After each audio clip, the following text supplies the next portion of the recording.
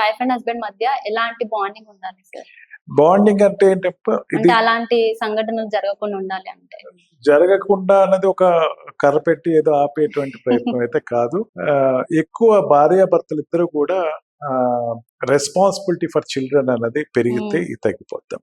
నేను ఉంటుంది, నా జీవితం అయిపోయింది, నేను పిల్లలు పుట్టే వరకు నా జీవితం షార్ట్ స్పానే కావచ్చు. పెళ్ళైన తర్వాత 1 సంవత్సరంలోనో లేకపోతే 2 సంవత్సరాల్లోనో 3 సంవత్సరాల్లోనో. ఇప్పుడు చాలా మంది ప్లానింగ్ ఆఫ్ చిల్డ్రన్ పాటిస్తున్నారు కాబట్టి ఒక 2 ఇయర్స్ 3 ఇయర్స్ తర్వాత పిల్లలు పుడతారు. మనం రేపొద్దున పిల్లల కోసం బతుకుతున్నాం, మనవి చాలా తక్కువ, మనం వాళ్ళ కోసం సాక్రిఫైస్ చేయాలి అన్నది ఎప్పుడైతే ఆలోచన వచ్చిందో ఈ దెబ్బలాట్లు అనేవి తగ్గిపోతాయి.